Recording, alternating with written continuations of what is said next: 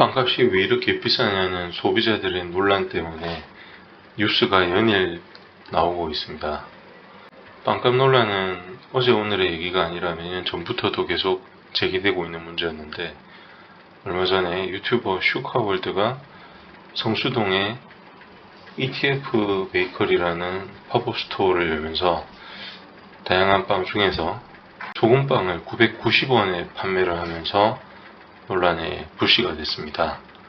이 가격에 대해 소비자들이 슈카월드는 990원에 소금빵을 파는데 왜 당신의 가게에서는 이렇게 비싸게 파느냐, 이런 문제를 제기하면서 2,500원에서 3,000원 사이에 팔리는 소금빵을 판매하고 있을 일반 빵집의 사장님들이 흥미를 취하는 것 같다는 인상을 주고 있는 것이다. 하지만 이것은 유튜버이기 때문에 가능한 것인데, 이 때문에 우리가 부당하게 비싸게 파는 것이라고 비춰지는 것은 억울하다, 이런 항의를 슈카월드 쪽에 해는 모양입니다. 그런데 제가 이전에는 이 슈카월드를 안 봤었는데 가서 슈카월드를 봐보니까 다양한 가격대의 다른 종류의 빵을 판매를 하고 있고, 비싼 빵도 있는데 하필이면 소금빵만 가지고 부각이 되고 언론에 나오는 것 때문에 논란이 된 것 같다. 그래서 예상치 못한 논란으로 이 부분에 대해서 항의를 받고 있다는 얘기를 하시더라고요. 한편으로는 슈카월드가 빵가게 사장님들이 폭리를 취하고 있는 거라고 생각하고 빵 사업을 시작한 게 아니라 박리담회로 빵을 많이 팔리게 되면은 가오성이 있지 않을까, 이렇게 생각하는 것 때문에 그걸 시작을 했다, 이렇게 밝혔어요. 슈카월드도 실제로 원재료 가격이 비싸다, 이런 부분 때문에 구조적인 이유가 빵값을 높게 설정하게 만들 수밖에 없는 이유라고 언급이 되어 있었고, 판매량이 작은데 그 판매량이 작은 이유가 우리나라가 건강상으로도 빵을 그렇게 자주 사 먹는 나라가 아니고 밥이 주식이기 때문에, 기본적으로 쌀이 주식이기 때문에 빵을 잘 안 사 먹는다. 그래서 쌀을 주식으로 하는 옆나라 일본보다도 빵 소비량이 많이 낮은 편이다. 이런 부분에 대해서 수요가 낮으니까 구조적으로 가격이 비쌀 수밖에 없지 않느냐. 왜냐하면은 기본적인 생활을 해야 되는데, 자영업자 빵 사장님들도 빵 팔아가지고 밥 벌어먹고 살자고 하는 건데, 그거를 만약에 싸게 해버리는데 만약에 계속 안 나가면은 폐업하고 굶어야 되지 않느냐, 그런 내용이거든요. 하지만 슈카월드의 입장은 만약에 가격을 낮출 수 있는 형편이 되는 사람이 이 사업을 시작을 하게 되면은 자본력으로 버틸 수 있는 여유가 있으니까 특정한 가격대로 세팅을 맞춰놓고 판매를 했을 때 지속 가능하게 빵이 판매가 되면 다른 분들도 그런 방식을 참조해가지고 파급 효과가 일어나지 않을까. 그래서 본인이 한 비즈니스 모델 자체가 잠재 수요를 이끌어내서 사람들이 빵을 더 많이 사 먹게 되면은 마진을 작게 남는 빵집도 살아남을 수 있는 구조로 선순환이 이루어지지 않을까, 이렇게 해서 시작을 한 건데, 예상치 못한 방향으로 논란이 흘러가다 보니까 본인도 당황을 하신 것 같아요. 그래서 저도 이런 슈카월드의 설명을 듣고 보니까 굉장히 합리적인 내용으로, 합리적인 생각으로 보이더라고요. 그래서 저 나름대로 요즘 나오고 있는 빵 가격에 대한 기사들을 보면서 한번 조사를 간단히 해봤습니다. 빵집 개업이 얼마나 위험한가, 원가율이 78.8%래요. 그리고 이익률은 3.2%다. 그에 비해 음료 제조업은 9%, 과자 제조업은 5.7%라고 합니다. 그에 반해 수요층은 적고, 만약에 만들어 놓은 빵을 다 못 팔면 그날 저녁에 폐기를 해야 되지, 이튿날에 팔거나 이러면은 위생상 문제가 되고 먹은 사람이 배탈 나면은 어떻게 됩니까? 신고 들어오죠. 그러니까 계속 놔두고 팔 수가 없는 거예요. 그러면 당연히 그렇게 폐기해야 되는 빵은 뭐가 됩니까? 돈이 안 되고 사라져 버리니까 손해가 되겠죠. 그러면 원료 낭비가 되니까 그런 부분들도 사실상 가격으로 반영이 될 수밖에 없는 일인 거네. 그러면은 원료는 어느 정도로 비싸냐 보니까, 사탕수수가 일단 일본에서는 오키나와 가고시마 지역에서는 거의 뭐 100% 작업이 되는 반면에, 한국에서는 기후 조건도 안 맞고 하다 보니 상업적으로 기르질 않는 거예요. 그래서 전량 사탕수수를 해외에서 들여온다. 국내에서 작업하는 거랑 수입하는 거가 가격 차가 일반적으로 날 수밖에 없는 구조인 거는 다들 인정하실 겁니다. 일단 배 타고 오거나 비행기 타고 와야 되니까 물류비가 들겠죠, 당연히. 그리고 밀자금률. 일본은 2023년도 자료에 따르면 18%인 반면에 한국은 1.45%다. 이것도 마찬가지로 날씨나 토양이 일본이 밀 재배에 유리하다고 합니다. 한국의 제분업체들은 수입밀 품종을 처리하는데 최적화가 되어 있다고 해요. 그리고 유제품 자급률, 일본은 62%인데 한국은 46.10%. 계란 가격, 최근 자료인데 일본은 6,000원인데 한국은 7,000원이다. 이게 30개 계란 한 파짜리예요. 가격이 이런 차이가 납니다. 그 어떤 주요 원료에서도 한국이 싼 게 없어요. 전부 다 수입을 하거나 아니면 국내 가격이 비싼 겁니다. 요 계란 가격 같은 경우는 별도로 이 계란 가격이 비싼 이유에 대해서 슈카월드가 따로 또 영상을 만들어 놓으셨더라고요. 그래서 막 설명하는데 보니까 그 난각이라고 해서 계란에다가 도장을 찍는데, 그 계란 등급이 4등급제로 나뉘어져 있대요. 1등급은 완전 방목으로 풀어놓고 키우는 뭐 야생 토종닭 뭐 그런 거고, 4등급은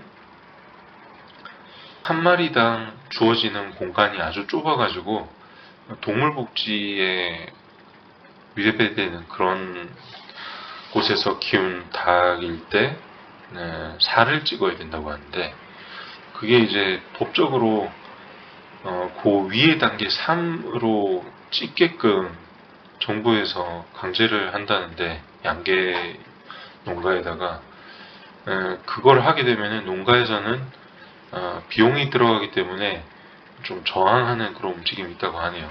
자세한 거는 슈카월드 영상 찾아보시면은 그 계란 관련 영상 보시면은 나올 것 같습니다.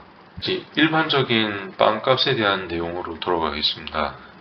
인건비 같은 경우가 계속 우리나라도 선진국이 되면서 꾸준하게 계속 최저임금이 올랐었죠.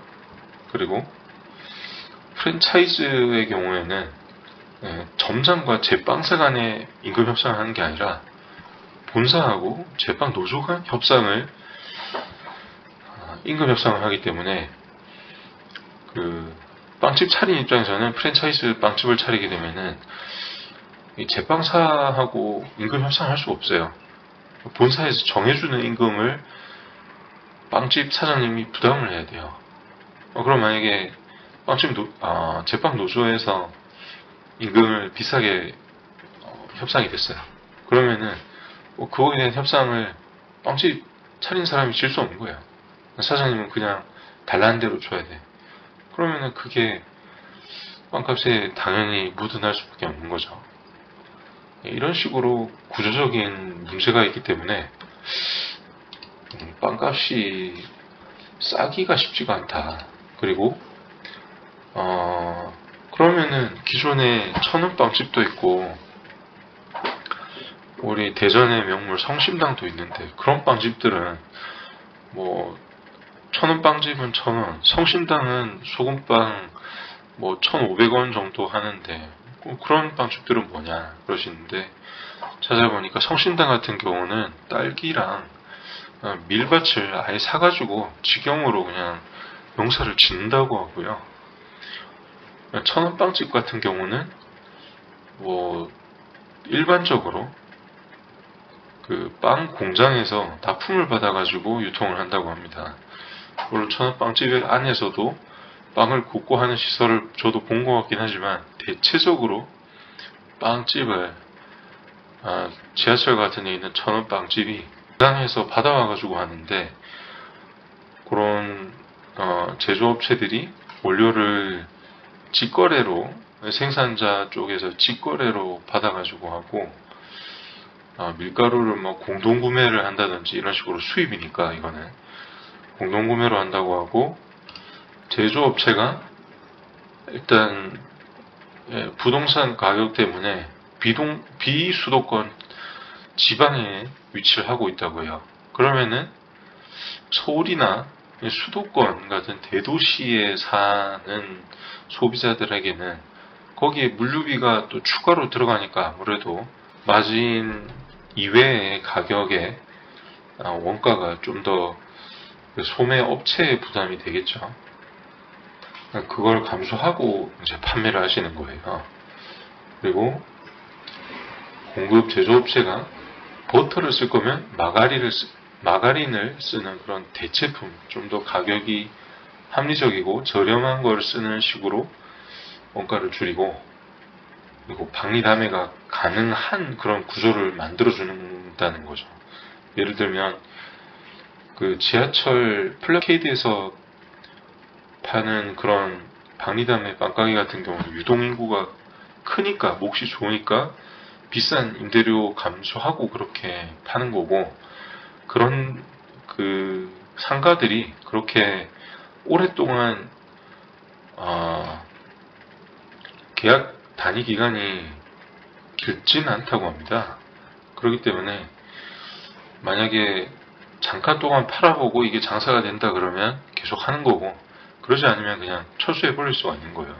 근데 만약에 오랫동안 뭐 죽이 되건 밥이 되건 버텨야 되는 그런 구조로 되어 있는 곳에 상가를 빌려서 장사를 한다 그러면 리스크가 확 커지겠죠. 그러니까 그렇게는 하기가 힘든 거예요. 그러면은 왜 이 논란이 꺼지지 않느냐. 계속해서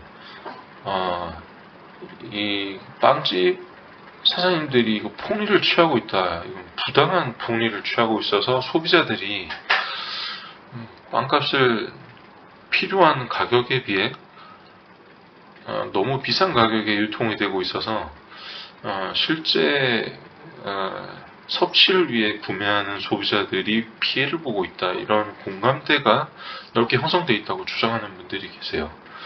근데 이거는 파는 사람이 1,000원에 팔건 3,000원에 팔건 만원에 팔건 소금빵을 100만원에 팔건 가격은 그냥 자유롭게 설정을 해도 된다고 봐요. 왜냐하면 일단 빵 자체가 우리가 매일 먹어야 되는 그런 주식이 아니에요. 빵을 못 먹는다고 해서 뭔가 병이 나거나 빵을 못 먹는다고 해서 생활에 지장이 생기거나 이런 건 아닌 것 같아요. 그리고 만약에 그 옆 가게가 갑자기 경쟁업체가 들어왔는데 확 싸게 팔았어요. 1,000원 빵집이 100만원 빵집 옆에 들어왔어. 그러면은 누가 100만원에 파는 빵집을 삽니까? 아주 럭셔리하게 빵을 꾸며놔가지고 정말 먹으니까 막 감동의 눈물이 흐르고 뭐 그런 데라 할지라도 빵 한 개 100만원을 주고 사는 사람이 있겠어요? 그럼 자연스럽게 1,000원 가격에 근접하게 가성비에 맞는 합리적인 가격으로 돌아오게 되어 있습니다. 이거 극단적인 상상을 예로 들어드렸는데 그런 게 아니라 현실적으로 3,000원으로 파는 소금빵이 원래 그거보다 더 싸게 팔 여력이 있었다면 옆에서 경쟁하는 데가 들어오면은 자기네도 그렇게 가격을 낮추지 않을 이유가 없다는 거예요. 그렇지 않겠습니까? 그렇기 때문에 소비자 입장에서는 판매자가 비싸게 팔면 그냥 안 먹거나 싸게 판 데를 가서 먹으면 그만인 것 같은데, 제 생각은 그렇지 않습니까? 그리고 만약에 이게 우리가 빵을 먹고 즐길 수 있는 권리가 있는데 모든 빵집들이 다 담합을 하는 바람에 이거 도저히 빵을 사 먹을 수 없기 때문에 우리의 전 국민의 후생에 문제가 있다 그러면은 이 공정위에 계신 분들이 아마도 밝혀주실 것 같거든요. 근데 제가 찾아본 자료의 대부분도 공정위에서 발주를 줘서 공주대 산학협력단에서 이게 조사를 몇 년 전에 하셨던 그런 내용이거든요. 그렇기 때문에 여기서도 내용의 골자가 소매상들이 비싸게 팔기 때문이 아니라 이런 구조적인 이유들, 원재료가 비싸고 인건비가 비싸고 부동산도 비싸고 그런 다양한 이유 때문에 비싸진다. 그렇게 얘기를 하셨기 때문에 그냥 그 부분에 대해서 믿고 넘어가도 되는 문제가 아닐까. 그리고 정말